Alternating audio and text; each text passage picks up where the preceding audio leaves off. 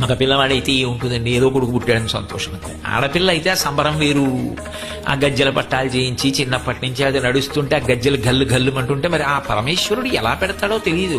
ఆ చిన్న కొప్పు వచ్చేటప్పటికి దానికి ఒక చిన్న సన్నజాజి పూలెట్టుకుని, ఆ బొట్టెట్టుకుని, ఆ కాటుకెట్టుకుని, ఈ గౌనొద్దు నాకు ఈ పక్కి కావాలి అని ఆ పట్టులంగా కట్టుకుని, ఆ పట్టు జాకెట్ వేసుకుని, వాళ్ళు ఆ చేతి నిండా బుజ్జి బుజ్జి చేతులకి ఎర్రటి గాజులు వేసుకుని, చిన్న చిన్ని ఉంగరాలు ఎట్టుకుని, గొలుసులు వేసుకుని, అమ్మేమో ఎవరైనా ఎత్తుకుపోతారేమో అని భయం అమ్మకి. ఆ గుళ్ళో అమ్మ చిటికిన వేలు పెట్టుకుని ఇలా ఇలా చూసుకుంటూ ఎవరైనా ఫోటో తీయాలి కానీ ఫోటోకి పోజులు ఇచ్చి, ఆడపిల్లలకి ఎంత సంతోషమో.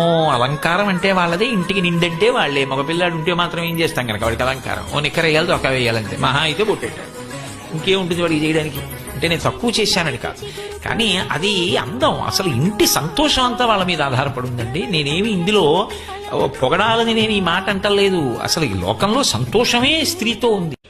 మగ పిల్లవాడైతే ఉంటుందండి, ఏదో కొడుకు పుట్టాడని సంతోషం. ఆడపిల్ల అయితే ఆ సంబరం వేరు. ఆ గజ్జల పట్టాలు చేయించి చిన్నప్పటి నుంచి అది నడుస్తుంటే ఆ గజ్జలు గల్లు గల్లు అంటుంటే మరి ఆ పరమేశ్వరుడు ఎలా పెడతాడో